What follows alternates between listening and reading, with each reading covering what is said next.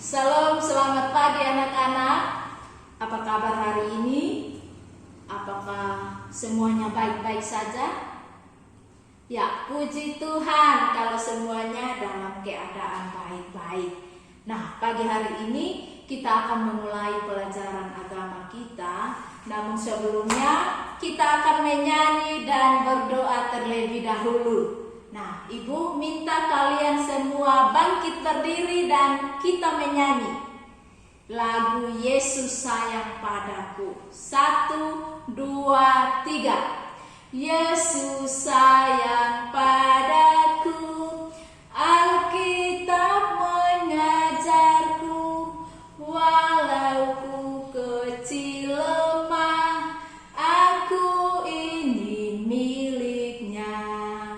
Yesus Tuhanku sayang padaku.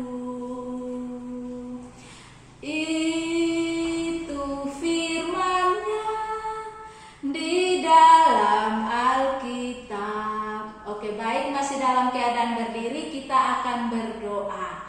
Ibu minta satu orang untuk pimpin kita dalam doa. Ayo, siapa yang mau pimpin kita dalam doa? Oh ya, belum siap. Jadi hari ini Ibu yang akan memimpin kita dalam doa. Kita berdoa. Tuhan Yesus yang baik, kami bersyukur untuk semua cinta kasih-Mu dalam kehidupan kami. Pada pagi hari ini Tuhan, kami akan memulai pelajaran agama kami. Kami mohon kiranya Engkau memberkati kami dengan hikmat-Mu agar kami dapat memahami setiap pelajaran yang disampaikan dengan baik dan dapat menerapkan untuk masa depan kami. Hanya di dalam nama Tuhan kami Yesus Kristus kami berdoa. Amin. Oke, silakan duduk kembali dan Ibu akan mengecek kehadiran kalian. Siapa teman kalian yang tidak hadir? Ada yang tidak hadir?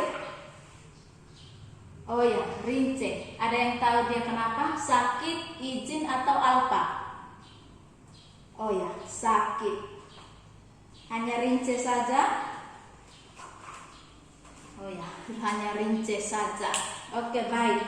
Anak-anak, Ibu berharap kalian mempersiapkan diri dengan baik untuk mengikuti pelajaran kita hari ini. Duduk yang rapi, yang tenang, dan terlebih harus fokus pada pelajaran hari ini.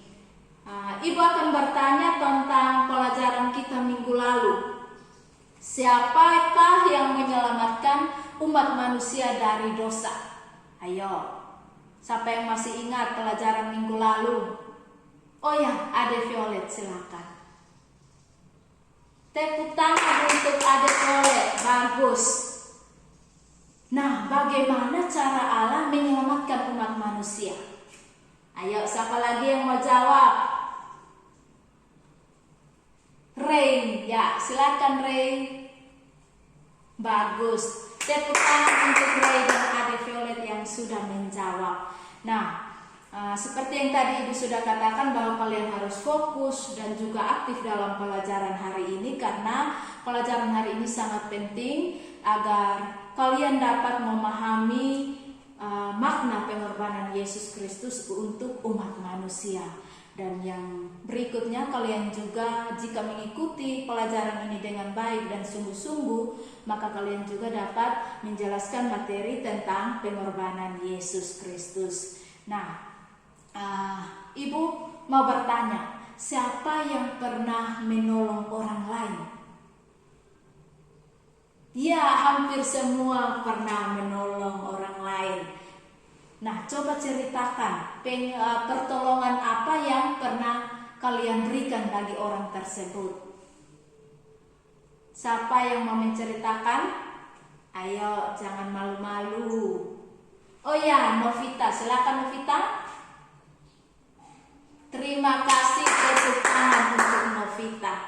Nah, sekarang siapa yang pernah merasakan pertolongan Allah dalam hidupnya? Coba ceritakan. Singkat saja, tidak apa-apa. Ya, Andreas, silakan Andreas. Terima kasih, tepuk tangan untuk semua teman-teman kita yang sudah menceritakan tentang pengorbanan Allah dan juga ketika dia menolong orang lain. Nah, anak-anak, hari ini kita akan belajar materi tentang pengorbanan Yesus Kristus, dan yang menjadi landasan Alkitabnya dari Matius pasal 27 ayat 32 sampai dengan 56. Dan yang menjadi kompetensi yang ingin kita capai hari ini yaitu kompetensi intinya yang pertama, menerima dan menjalankan ajaran agama yang dianutnya. Selanjutnya kalian bisa baca di papan tulis yang sudah Ibu tempelkan. Kemudian kompetensi dasarnya yang pertama yaitu menerima dan mensyukuri karya penyelamatan Allah dalam Yesus Kristus. Nah, selanjutnya kalian juga bisa baca di papan tulis. Kemudian yang menjadi indikatornya, yang pertama mengimani dan mensyukuri karya penyelamatan Allah melalui Yesus Kristus. Selanjutnya kalian bisa baca di papan tulis. Nah, yang menjadi tujuan pembelajaran kita hari ini yaitu anak-anak diharapkan dapat mengimani dan mensyukuri karya penyelamatan Allah melalui Yesus Kristus. Dan yang kedua, anak-anak juga dapat menampilkan cara hidup sebagai orang bertobat yang sudah diselamatkan oleh Allah. Nah, yang berikutnya, anak-anak dapat menjelaskan arti pengorbanan Yesus Kristus, kemudian arti salib menurut Alkitab, kemudian arti salib bagi orang yang percaya pada Yesus Kristus. Dan yang berikutnya, kalian dapat mendaftarkan tindakan berkorban sebagai wujud mengikuti teladan Yesus Kristus. Dan yang terakhir, kalian dapat menyatakan tekad untuk mengikuti teladan Yesus Kristus dalam hal berkorban. Oke, baik. Adapun yang menjadi mekanisme dalam pelaksanaan pelajaran kita hari ini tentunya sesuai dengan langkah-langkah pelajaran yang akan kita lakukan nanti, yaitu ada diskusi, ada tanya jawab, ada penugasan, dan ada presentasi atas diskusi yang kalian lakukan nanti. Nah, selama proses pembelajaran berlangsung akan dilakukan penilaian, yaitu penilaian sikap, penilaian pengetahuan, dan penilaian keterampilan. Ya, semua sudah paham? Baik. Nah, sekarang kita langsung saja membagi dalam kelompok. Karena hanya satu orang yang tidak hadir, jadi kita bagi dalam 4 kelompok. Oke, baik. Nah, Ibu mau bertanya, siapa yang tahu arti berkorban? Ayo, siapa yang tahu arti berkorban? Oh ya, silakan. Nia. Terima kasih, tepuk tangan untuk Nia. Sedikit lagi. Coba ada yang mau tambahkan? Andreas. Oh ya, silakan Andreas. Ya, sedikit mendekati benar. Tepuk tangan untuk Andreas. Oh ya.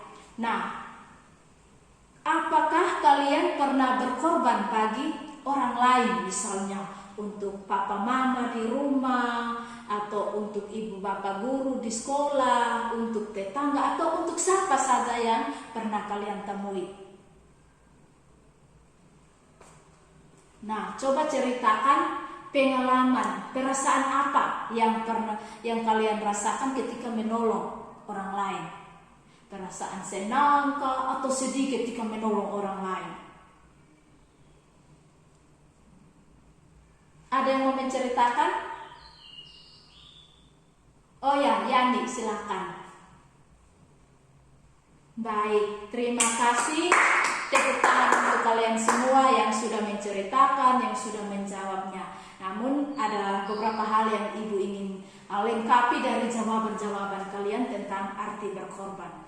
Nah, anak-anak, menurut Kamus Besar Bahasa Indonesia, berkorban berarti menjadi korban, menderita rugi, atau menyatakan bakti.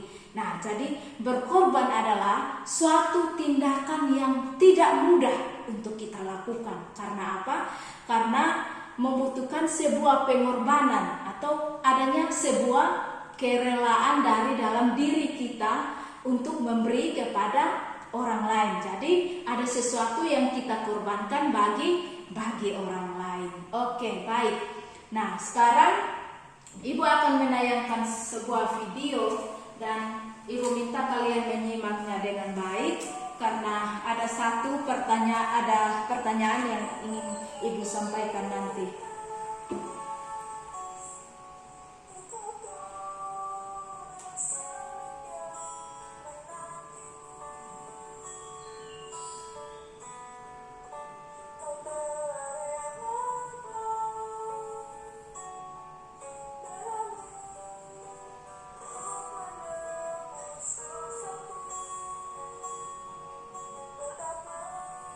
Oke, baik.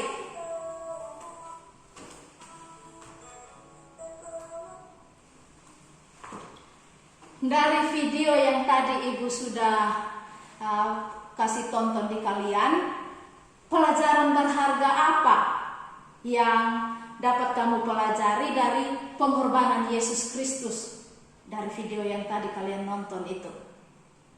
Oh ya, siapa? Ada yang mau jawab? Bari, silakan Bari. Baik, terima kasih atas jawabannya. Kemudian, apa makna pengorbanan Yesus Kristus di kayu salib yang tadi sekalian sudah nonton itu? Ya, terima kasih, memberikan keselamatan. Oke, baik. Sekarang Ibu akan membagikan LKPD yang pertama dan kalian diminta untuk berdiskusi dalam kelompok masing-masing. Silakan berdiskusi dengan temannya. Silakan berdiskusi dengan temannya dalam kelompok. Jika ada kendala bisa ditanyakan ke Ibu.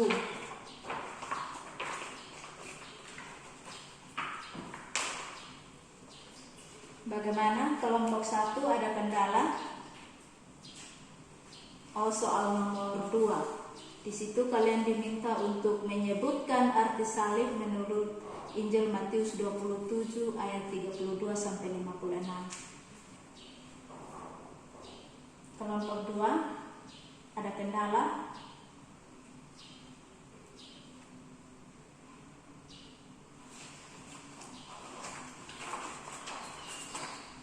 Waktu kita 2 menit lagi ya.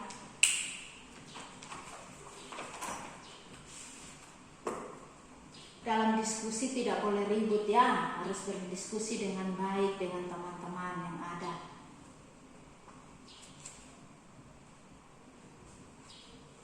Oke, dalam diskusi kalian bisa mengumpulkan data dari Alkitab Matius 27 ayat 32 sampai dengan 56. Kemudian dari buku siswa yang ada di tangan kalian, halaman 23.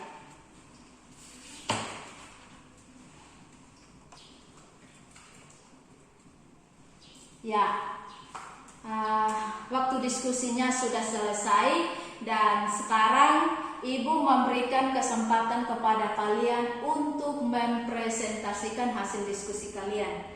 Kelompok mana yang mau maju duluan? Oh, tidak ada yang mau maju. Biar Ibu yang tunjuk. Sesuai nomor urut saja ya. Oke, baik. Kelompok 1, silakan maju membacakan hasil diskusi kalian. Ya, tepuk tangan untuk kelompok 1 yang sudah membacakan hasil diskusinya. Bagaimana dari kelompok 2, 3, dan 4? Ada yang ingin menanggapi atau bertanya? Oh ya, tidak ada. Kalau tidak ada, kita berikan tepuk tangan sekali lagi untuk kelompok 1. Sekarang giliran kelompok 2. Maju, silakan. Kita tepuk tangan dulu untuk kelompok 2 supaya lebih semangat membaca hasil diskusinya. Ya, silakan. Oke, baik. Ada yang ingin menanggapi, bertanya atau memberikan saran untuk kelompok 2, silakan. Dari kelompok 1, 3, dan 4. Ya, Kita berikan tepuk tangan untuk kelompok 2. Sekarang giliran kelompok berapa? Kelompok 3. Ayo silakan maju kelompok 3. Ya, ada yang ingin menyanggah atau ingin memberikan pendapat atau saran?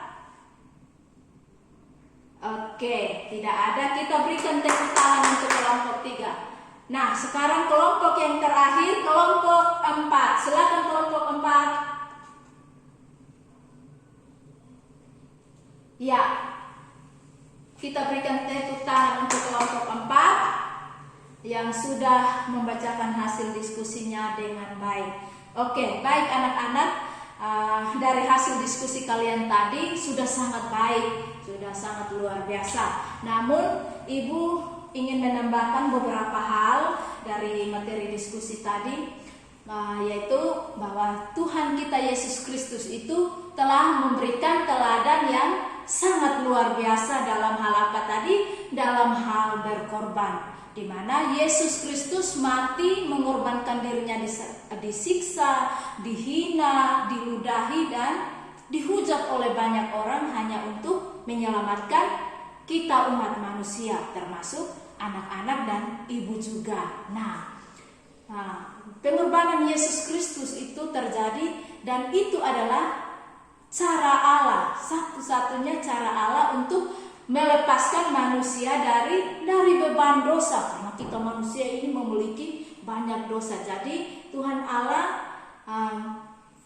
mengorbankan anaknya Yesus Kristus untuk mati di kayu salib. Jadi penderitaan Yesus Kristus itu adalah bentuk ketidakmampuan manusia untuk melepaskan dirinya dari hukuman dosa. Dan yang kedua, penderitaan Yesus Kristus menjadi apa? Jaminan kekal bagi kita manusia. Oke, baik.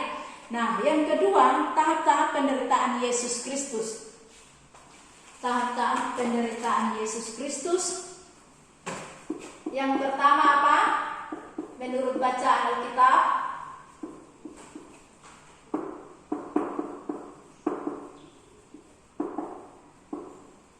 yang pertama disalibkan. Jadi Tuhan Yesus itu tergantung di kayu salib, sangat menyedihkan, berlumuran darah seperti tadi dalam video.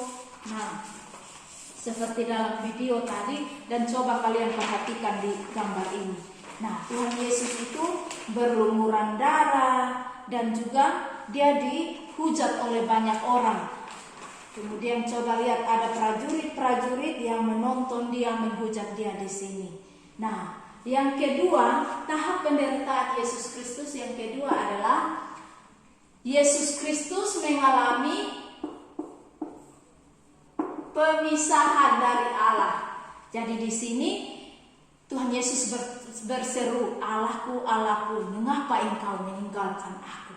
Nah, di sini Tuhan Yesus terpisah dari Allah Sang Bapa. Dan yang ketiga, tahap penderitaan yang ketiga yaitu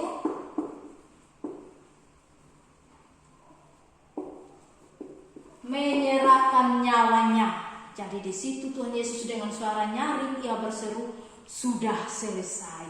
Nah, ini menandakan akhir dari segala penderitaan Yesus Kristus di kayu salib, dan dia menutupnya dengan doa yaitu, "Ya Bapa, ke dalam tangan-Mu kuserahkan nyawaku."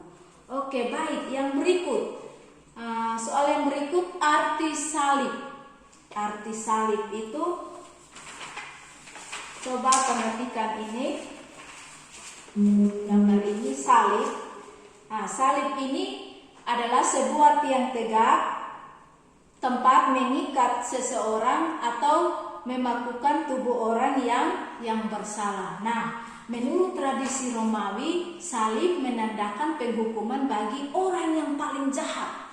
Misalnya pembunuh, pemberontak, pembuat kekacauan, itu salib menurut tradisi Romawi. Dan berikutnya salib menurut Alkitab tadi yang kalian sudah baca, dan juga dalam buku siswa yang tadi sudah kalian baca, bahwa salib itu adalah lambang kutukan, lambang penderitaan, dan lambang kebodohan, kehinaan. Nah, jadi artinya di sini anak-anak, ketika Yesus dipakukan di kayu salib, dia menerima semua sebutan itu. Ya, dia menerima sebuah sebutan itu, julukan sebagai orang jahat. Meski sebenarnya Tuhan Yesus tidak jahat kan, tidak berbuat dosa. Nah, yang dia lakukan semua itu untuk mendamaikan manusia dengan Allah. Oke, nah orang yang percaya kepada Yesus Kristus seharusnya menyadari bahwa pengorbanan Yesus Kristus di kayu salib bukanlah sebuah penghinaan, bukan karena terhina, tidak, tetapi karena sebuah kemuliaan, karena dia apa? Mentaati semua perintah Sang Bapa. Kemudian benar bahwa Yesus dijadikan terhina karena kita semua, karena anak-anak dan juga ibu, karena semua orang yang sudah berbuat dosa dan tidak bisa melepaskan dirinya sendiri dari dosa. Nah, oke. Nah, baik. Jadi penderitaan Yesus Kristus itu adalah lambang atau puncak dari kasih Allah kepada manusia, dan itu adalah pengorbanan kasih. Jadi Tuhan Yesus lakukan semua itu karena dia sangat mengasihi manusia. Jadi arti salib bagi orang yang percaya kepada Yesus Kristus adalah apa? Ada yang masih ingat?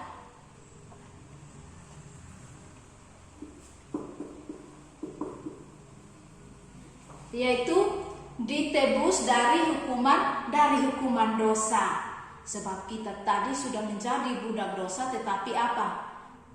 Dengan kematian Tuhan Yesus kita apa? Ditebus dari hukuman dosa. Dan yang kedua, kita diperdamaikan dengan Allah. Jadi itu arti salib bagi kita orang percaya. Dan yang ketiga, dibenarkan karena iman. Jadi bukan karena kita berbuat baik dan kita benar, tetapi karena dibenarkan oleh Allah sendiri melalui pengorbanan Yesus Kristus melalui salib tadi.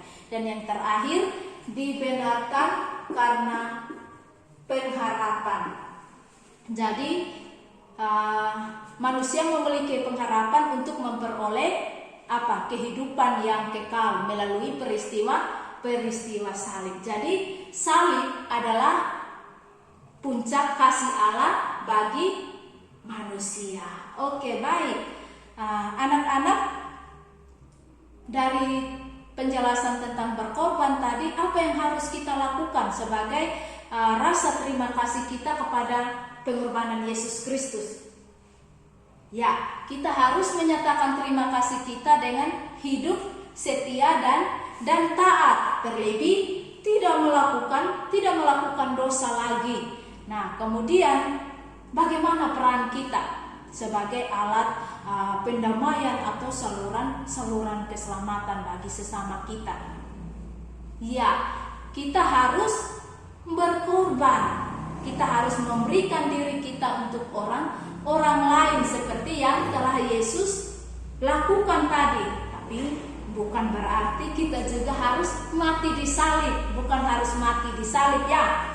Jadi ada hal-hal yang bisa kita lakukan sebagai wujud pengorbanan, sebagai wujud meneladani sikap Yesus Kristus. Nah, tindakan-tindakan apa yang harus kita lakukan? Misalnya dalam kehidupan sehari-hari untuk menjadi alat damai sejahtera bagi sesama kita. Contohnya, yang pertama, contoh berkorban sebagai wujud meneladani sikap Tuhan Yesus Kristus dalam hal berkorban. Yang pertama apa? Memberi waktu dan tenaga untuk membantu orang tua, misalnya membantu menyapu rumah, mencuci piring, merapikan tempat tidur dan lain-lainnya. Apalagi mau mengalah saat bermain dengan adik, misalnya kalau adik ada bermain dan dia menginginkan mainan kita, berarti kita harus mengalah. Kemudian apalagi? Mau berkorban untuk tidak menonton TV, tetapi mau menggunakan waktu untuk belajar. Jadi ada waktu harus pilih lebih untuk belajar, tidak untuk nonton TV. Jadi yang berikutnya tindakan berkorban di sekolah. Yang tadi Ibu sampaikan itu tindakan berkorban contohnya di rumah. Kalau di sekolah apa? Ya, tidak terlambat ke sekolah. Artinya di situ kita mematuhi tata tertib sekolah. Kemudian misalnya dalam contoh ini Ibu ada gambar di sini. Ini gambar apa? Ya, misalnya jika ada teman kalian yang tidak membawa bekal ke sekolah, kita yang membawa bekal bisa berbagi. Kemudian membantu teman yang kesulitan belajar. Jadi jika ada teman kita yang kurang memahami pelajaran, berarti kita harus membantu. Nah, tindakan berkorban apa lagi di sekolah? Misalnya teman kita yang piket harian, kemudian dia berhalangan hadir. Nah, kita bisa menggantikan dia membersihkan kelas. Nah, kemudian tindakan berkorban di masyarakat apa? Ada yang tahu? Ya, ikut kerja bakti dengan warga. Atau misalnya ada tetangga yang kena musibah, berarti kita membantunya. Misalnya mungkin kita ada uang jajan, kita sisihkan untuk bagikan ke dia. Kemudian pakaian kita yang masih layak pakai kita berikan ke dia. Nah, sekarang contoh tindakan yang tidak mau berkorban bagi orang lain. Ya, tadi misalnya mama ada menyapu rumah, kita malah nonton TV, main game. Nah, itu yang tidak mau berkorban untuk orang tua. Atau misalnya adik menginginkan mainan kita, tetapi kita tidak mau berikan kepada adik, kita tidak mau mengalah. Nah, kemudian tidak mau memakai waktu untuk belajar, malah lebih suka jalan-jalan, pesiar-pesiar. Siapa yang suka jalan-jalan di sini? Oh ya, tidak mau menggunakan waktu dengan baik. Nah, kemudian tindakan tidak mau berkorban di sekolah. Yang tadi, misalnya ada temannya yang piket berhalangan, tapi dia tidak mau menggantikan. Kemudian tindakan berkorban di masyarakat. Misalnya ada warga yang kerja bakti, tapi dia duduk santai-santai di rumah, tapi dia tidak mau membantu ikut kerja bakti. Oke, baik. Nah, selanjutnya sebelum Ibu menyimpulkan pembelajaran ini, Ibu ingin membagikan LKPD yang berikut untuk kalian kerjakan. LKPD yang kedua.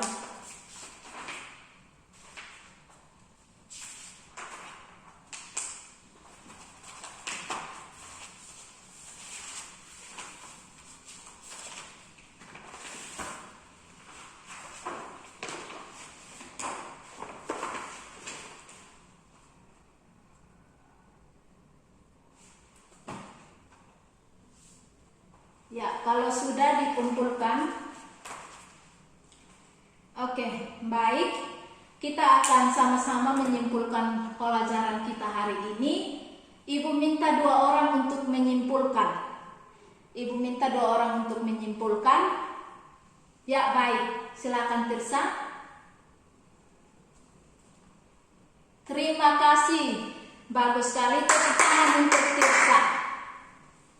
Sekarang 1 orang lagi simpulkan dari materi yang sudah Ibu sampaikan tadi. Ya, ada Violet, silakan. Ya, terima kasih, tepuk tangan. Sebelum Ibu menyimpulkan menambahkannya, ada yang belum dipahami? Masih ada yang belum dipahami? Oke, baik. Ibu akan menambahkan dari apa yang sudah teman kalian sampaikan tadi. Yang menjadi kesimpulannya, Tuhan Yesus itu mau mengorbankan dirinya untuk disiksa, dihina, bahkan sampai mati di kayu salib. Bukan karena kesalahannya, tetapi untuk menyelamatkan kita manusia. Nah, satu-satunya itu adalah cara Allah untuk mengasihi manusia dengan mengorbankan anaknya Yesus Kristus. Jadi pengorbanan Yesus Kristus di kayu salib adalah puncak kasih Allah kepada manusia. Jadi itu adalah pengorbanan kasih. Jadi sebagai rasa terima kasih kita sebagai orang yang sudah diselamatkan oleh Allah, berarti kita harus taat, setia, dan tidak mau berbuat dosa lagi, berusaha untuk melakukan yang sesuai dengan kehendak Allah. Kita harus belajar berkorban bagi orang lain, seperti misalnya ada teman yang kesulitan belajar, kita membantu, kemudian membantu orang tua di rumah. Ada suatu kerelaan untuk berkorban bagi orang lain. Karena Tuhan Yesus telah menunjukkan sikap berkorban, berarti kita juga harus melakukan hal yang sama kepada semua orang. Oke, baik. Dari kesimpulan yang ada, masih ada yang ingin bertanya yang belum dipahami?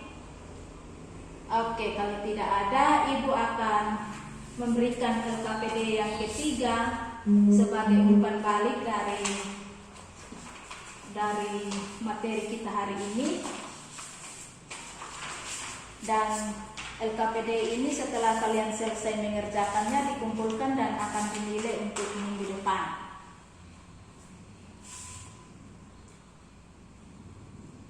Oke. Kalau sudah selesai dikumpulkan, nanti Ibu akan nilai minggu depan. Nah, anak-anak, yang menjadi refleksi kita dalam pelajaran hari ini dari Efesus pasal 5 ayat 2, yaitu hiduplah di dalam kasih sebagaimana Kristus Yesus juga telah mengasihi kita sebagai persembahan dan korban yang harum bagi Allah. Oke. Nah, tugas untuk kalian minggu depan yaitu baca dari Yunus pasal 1 sampai 4, kemudian Mazmur 103 ayat 8 sampai 14. Dibaca ya untuk minggu depan. Karena minggu depan kita akan membahas materi tentang Allah penyelamatku. Ya. Oke, baik. Pertemuan berikut Ibu berharap kalian hadir semua supaya kita dapat mengikuti pelajaran berikut dengan baik. Oke, kita akan mengakhiri pelajaran kita hari ini dan Ibu minta satu orang untuk berdoa. Oke, silakan Tirsa.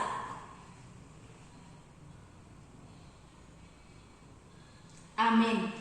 Baik anak-anak, pembelajaran kita hari ini sudah selesai dan Ibu berharap kalian tetap jaga kesehatan, ingat belajar dan tetap ingat untuk mengutamakan Tuhan dalam kehidupan kalian.